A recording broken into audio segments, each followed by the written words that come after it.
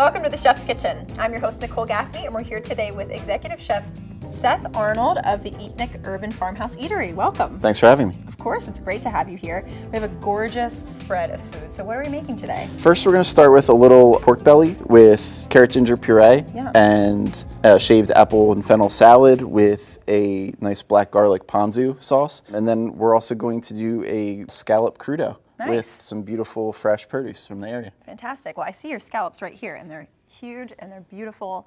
Let's get started. I can't wait. So first I'm going to start by giving these carrots a quick peel. We get our carrots from Eagle Road Produce. Now I said the scallops were huge. Your carrots are massive. Yeah. So do they always come this big, or is this like a special time of year Not thing? all the time, no. Okay.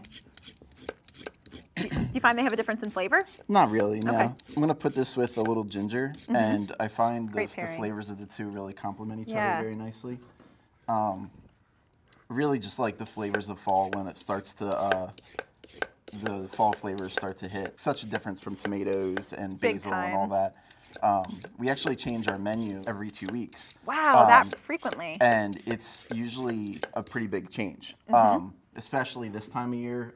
We changed half of it 2 weeks ago, and we are just about to change the other half of it. Really? So it's quite the project to stay up on all that. What kind of changes do you make? Or you do like a whole takeover? Roughly half of each section of the menu. For an urban farmhouse BYOB, we feature pizzas as well as salads and entrees. We have a great burger. Yum. We feature seafood from Gadaletto Seafood in Westchester. Fantastic. Just kind of rough chopping these. Okay. And then we're going to do the ginger next. The neat trick for the ginger is to take the back of a spoon, actually.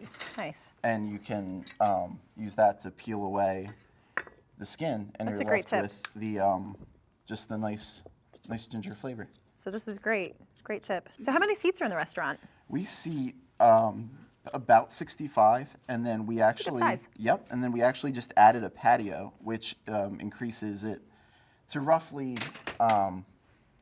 probably about another 20 seats. Now, are you open on the patio year round, or? We are. We're actually looking to get heaters, so we can set up and that way we'll be ready to go for the nice fall weather. Perfect. Now, I can't help but notice this gigantic, almost vintage-looking cleaver that you have. Is this something that you use all the time to chop with? Yeah, I'm actually a really big fan of Asian cookery, and while I'm not like classically trained in Asian cooking, I feel the respect for the ingredients, and especially the freshness and seafood and using whole nose to tail philosophy. I feel like that really just lends itself nicely.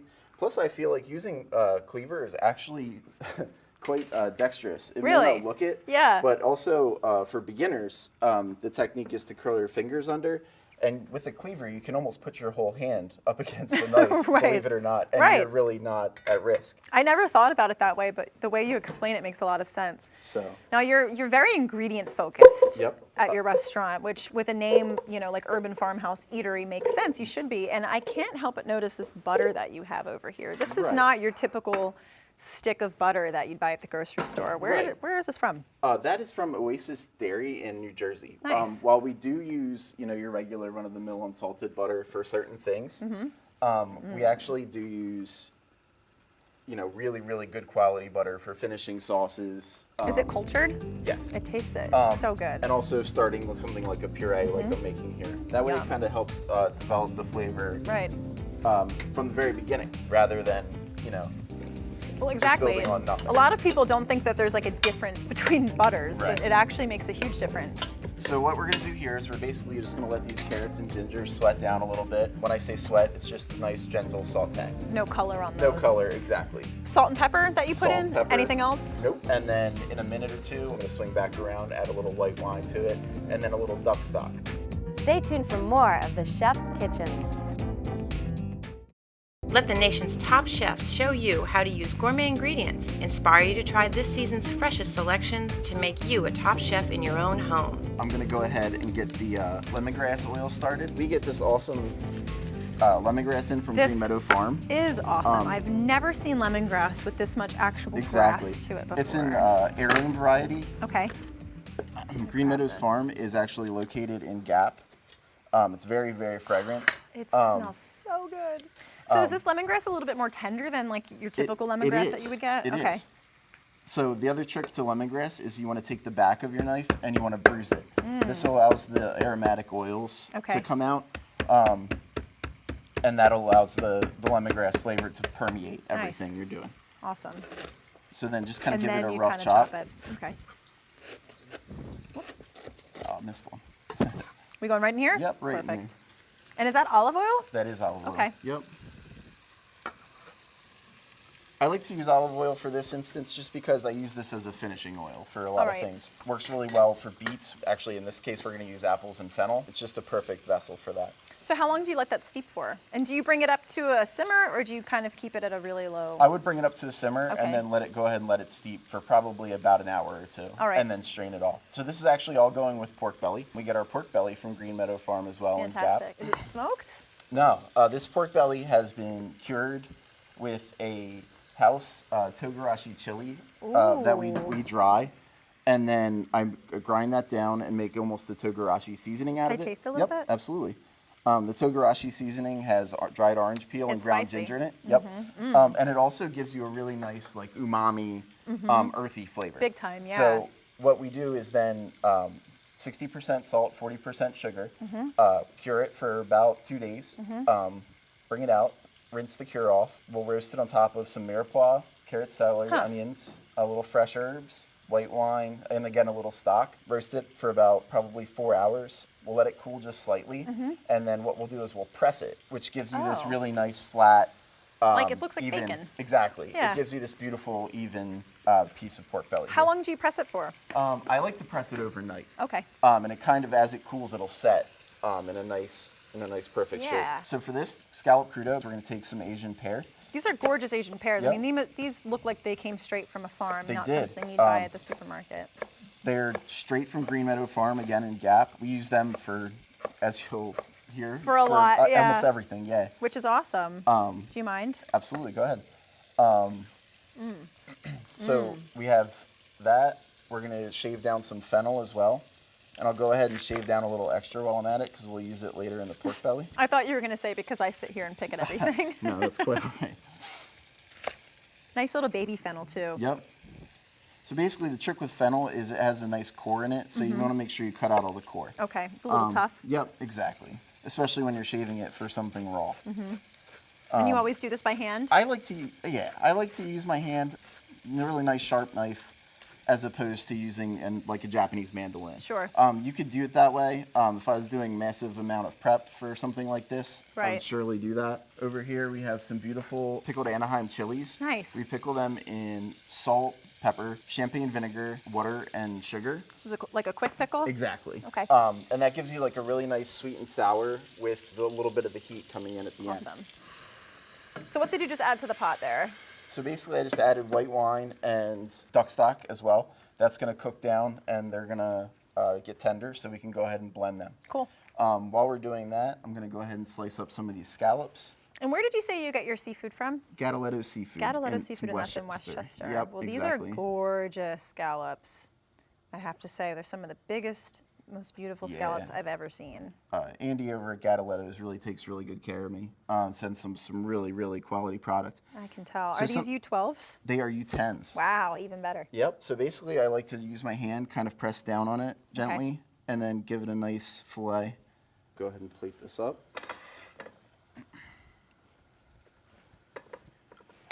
Like to do a nice circular pattern.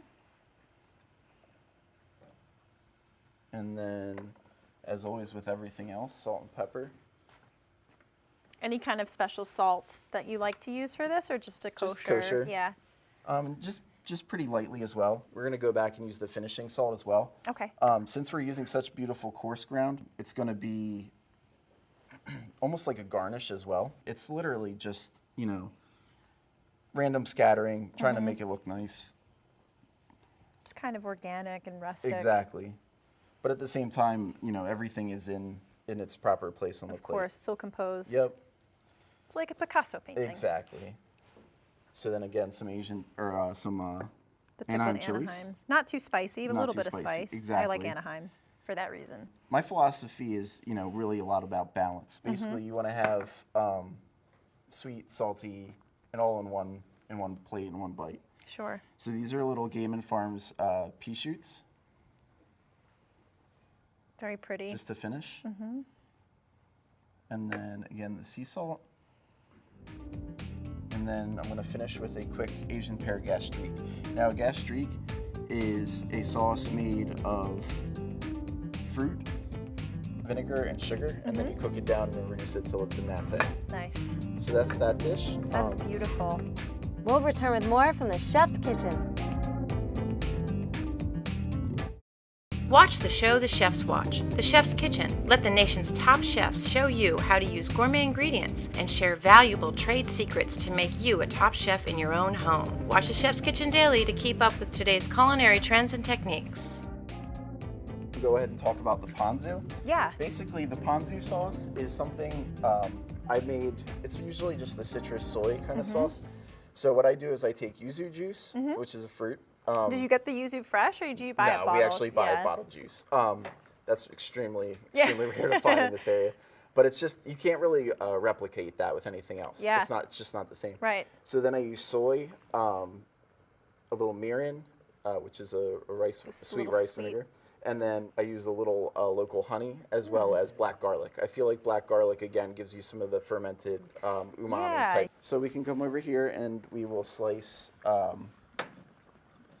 some apple. These apples are gorgeous. Yep, these are from Pfeiffer Orchards. They're Fuji apples. You can hear how crisp they are. Yep, this will go into the nice raw salad for the pork belly. We're going to complement that with a little of our fall harvest microgreens. What do you have in this blend of microgreens? I believe it's radish, micro-arugula. Cool. They're from Blue Moon Acres. Nice. Really just nice and pretty and light. So we can go ahead and also chop some scallion while we're waiting. These scallions are massive. Yep. We obviously would use the whole scallion, but just for this instance, we'll really nicely slice them fine. And that way we can put that together. So where are these scallions coming from? These are like scallions on steroids. These scallions are from Profeta Farm, which is in New Jersey. I believe it's from Farmington. Okay. Just hold them nicely bunched. On a bias. On a bias. Gives it that little Exactly. Asian flair. Exactly. About how many different farms do you buy from? And are you buying direct from the farm, or do you go through distributors? That's a great question. We actually deal with about 30 different farms. Wow. And we get, that allows us to use, we use Zone 7, which is a distributor. They're awesome. They are awesome. Yeah. And every Monday and Thursday, usually I place orders with them. It's great. Yeah. That actually dictates our menu change. So we then, from there, it kind of dictates what we would then put on our menu for the following 2-week menu Cool. change point. Carrots look like they're just about finished. Yeah, they're coming along Nice and nicely. tender. So I'm going to go ahead and slice up some of this beautiful daikon as well to add to Oh, our wow. salad. Small for daikon. Exactly. Is it like a baby version, or? We get it from one of the farms from Zone 7. We deal with so many that honestly it slips my mind. Right. But You've done really, really well at naming all Yeah. of the farms so far today, so we'll give you a pass. thank you. Just kind of cut it into the nice little triangles, something manageable to eat, but also give you a little textural and visual difference into the little salad. Oh, go ahead. I was going to steal it, but So next we can go ahead and cut down this pork belly. it's really sweet for daikon.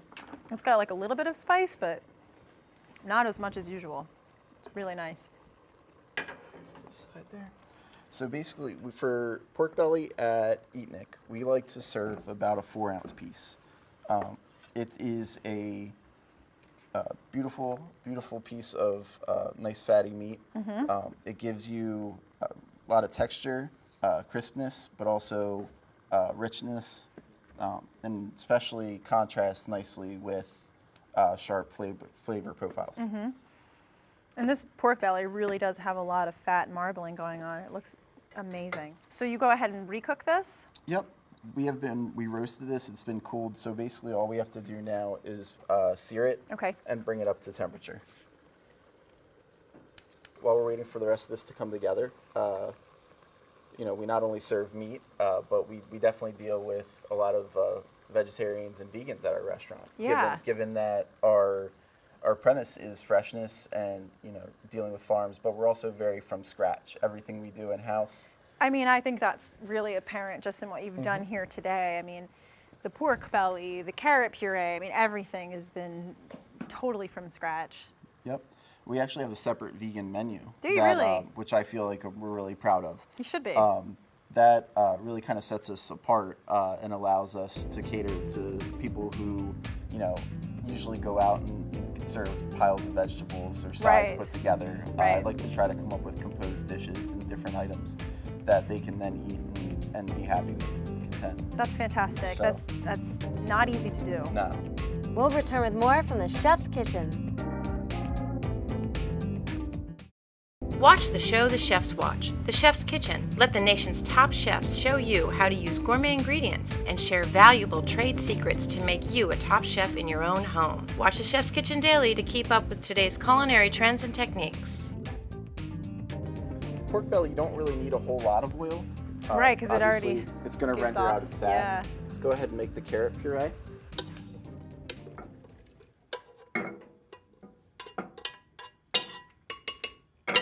Do you have a lot of seafood on the menu? Oh, we do actually. Nice. I prefer to cook seafood. However, we're not Le Bernardin seafood driven restaurant. Sure. But at the same time, I feel like it's very elegant and it's just really fresh. We have a lot of great seafood in this area. Absolutely. Perfect.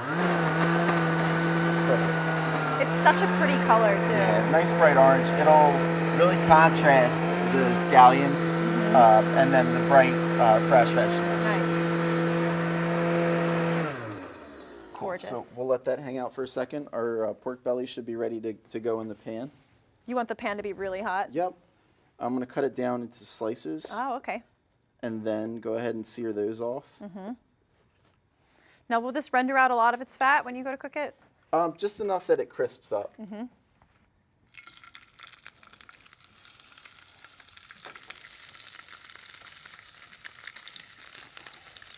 The two dishes I've put together give you a good indication of what we like to do in terms of something raw, something light, but also contrasted by a rich, heavier, more fulfilling, meaty dish. Wow, look at you. You can see how tender the fat is when you go in there with the tweezers like that. Bring our salad over. Gonna go ahead and dress this with a little bit of our lemongrass olive oil. Awesome. As well as You can really smell that. some salt the and pepper. lemongrass. Just give it a nice little toss. It's so nice to have something really fresh and crisp to contrast Right. with the fatty pork belly. I We like how you don't. did There's that. not a whole lot of acid in it. Yeah. But at the same time, Ooh, ow. we can actually cut the heat at this point, and Okay. the residual heat will carry over the other side, crisp it up nicely. So we can go ahead and plate. First thing we'll do is we'll take our carrot puree we made.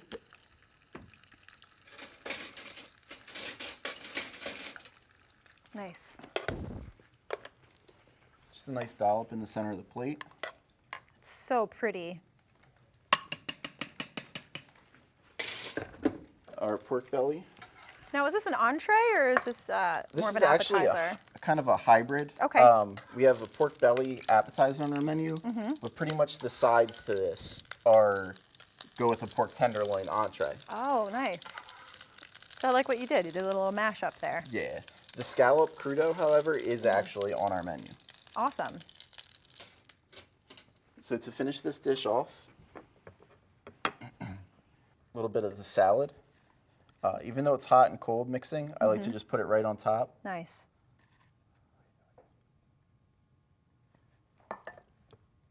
Kind of clean it up a little bit. And then take some of our beautiful ponzu. Oh, of course, the ponzu. I almost forgot about it. It's so nice and thick, too. Yep. And then finished with our beautiful Blue Moon Acres microgreens. This looks Just fabulous. to add some nice bright colors to it. That's it. This looks gorgeous. Let's bring it over to our table. Awesome. I'm so excited to taste. Nicely done. This all looks so good. I'm very excited to dig in. Awesome. Don't be shy. Get in there with me. I don't like to eat alone. I have to start with the scallop. I'm going to go ahead with the pork belly. Please do.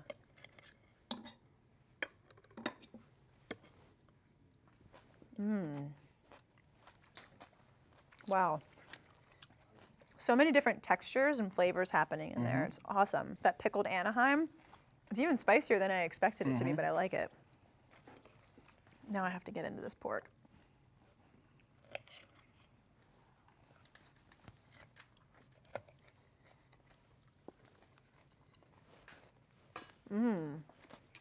So yeah, A lot of silence. the crispiness and the creaminess of the puree and the freshness of the vegetables all really are intended to balance each other out. Everything works together really well. The pork is so tender and buttery, and then that nice crispy sear on the outside.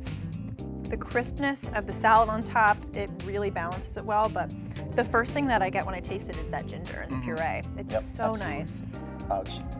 Should contrast the ponzu nicely. Yes. Which gives you that nice salty acidic pop from the yuzu. Yeah. Great job today. It was Thank such a pleasure working with you Awesome. on the Chef's Kitchen. I'd love to have you back sometime. Awesome.